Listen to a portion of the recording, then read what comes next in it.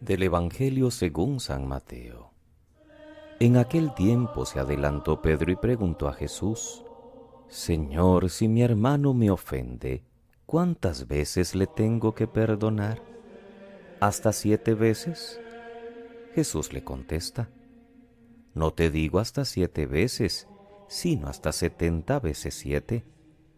Y a propósito de esto, el reino de los cielos se parece a un rey que quiso ajustar las cuentas con sus empleados. Al empezar a ajustarlas, le presentaron uno que debía 10,000 talentos.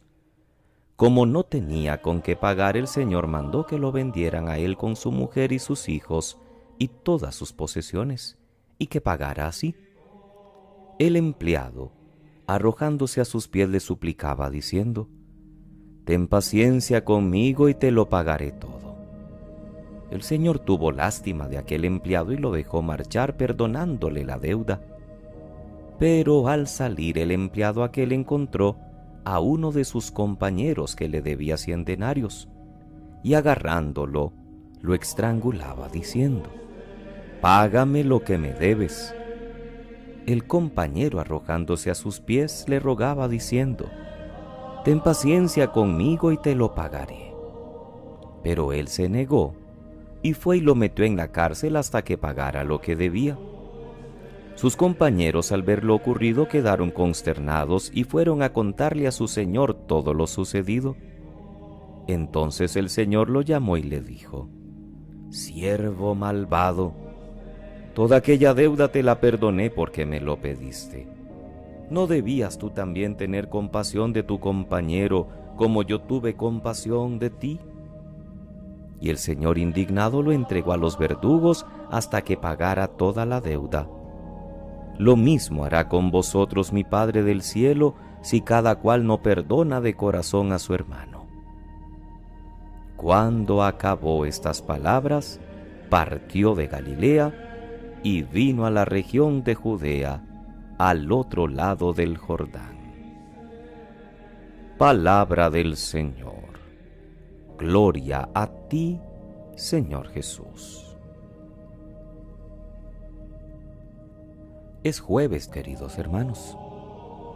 Ayer concluíamos la lectura de los libros del Pentateuco. Hoy seguimos con otros relatos históricos del libro de Josué y luego del libro de los jueces. La aventura del pueblo de Israel continúa. Moisés ha fallecido y le ha sucedido su fiel discípulo Josué. Pero lo importante es que Dios es quien sigue al frente de su pueblo. Para que vean que estoy contigo como estuve con Moisés, le dice Dios a Josué. Dios es un Dios vivo que camina en medio de nosotros. Ha terminado el éxodo por el desierto, pero queda una parte muy importante del camino: la entrada del pueblo judío a la tierra de Canaán, que no fue tan pacífica ni tan poética como aquí se describe. Fue una lucha larga, encarnizada, con muchas víctimas, pueblo por pueblo y región por región. Pero cuando se escribe el libro siglos después, es lógico que se tienda a mitificar. No se hace tanto como historia, sino como catequesis, incluso con un lenguaje que parece hasta litúrgico. El paso por el Jordán con trompetas, cantos, procesión de sacerdotes y sobre todo el arca de la alianza, símbolo de la presencia de Dios entre los suyos. Se cuenta el episodio del Jordán calcado del que 40 años atrás vivió el pueblo de Israel, que fue el paso del Mar Rojo. Probablemente también aquí se trataba de un fenómeno natural, el río que en un momento determinado se vuelve transitable, fenómeno que se interpreta como un regalo de la providencia de Dios. Hoy la acción salvadora de Dios sigue en nuestra vida y todavía más intensa que entonces, porque la Pascua de Jesús fue el verdadero éxodo, el verdadero paso a través de la muerte a la nueva existencia de resucitado, la Pascua que nos salva a todos los que nos incorporamos a Él por el bautismo. Ya no son el Mar Rojo ni el Jordán. Ahora es el torrente de la muerte y del pecado el que Cristo ha atravesado con su Pascua y nos ayuda a atravesar también a nosotros. Ahora ya no se trata de ocupar tierras y ciertamente tampoco de usar métodos de fuerza y de hechos consumados. Jesús nos ha enseñado la fuerza de la no violencia. Lo que sí debemos estar plenamente convencidos es que Dios está presente en nuestra vida y quiere salvarnos de nuestras propias esclavitudes. Alegrémonos con mayor razón que nuestros hermanos del Antiguo Testamento de que un Dios vivo está en medio de nosotros. Ahora no nos acompaña el arca de la alianza primera, sino el mismo Cristo, quien, para que entendiéramos mejor su presencia, también ha querido hacerse Eucaristía, que es alimento para el camino, que es lo que significa la palabra viático, alimento para el camino. El texto de Mateo, siempre en el capítulo 18, continúa con este discurso eclesial. Si ayer era la corrección fraterna, hoy Jesús en su sermón comunitario sigue dando consignas sobre el perdón de las ofensas. La propuesta de Pedro ya parecía generosa, pero Jesús va mucho más allá.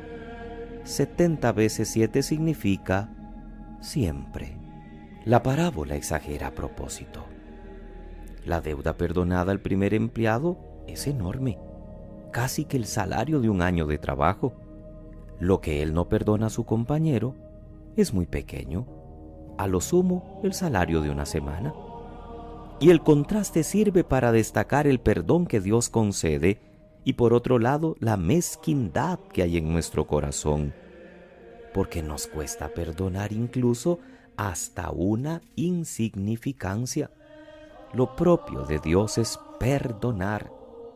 Lo mismo han de hacer sus seguidores, aquellos que tratamos de ir detrás de los pasos de Jesús. El aviso es claro.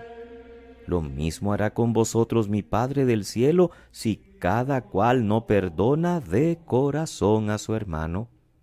Es el nuevo estilo de vida de Jesús, que es más exigente que el de el Antiguo Testamento. No es demasiado ya perdonar 7 veces.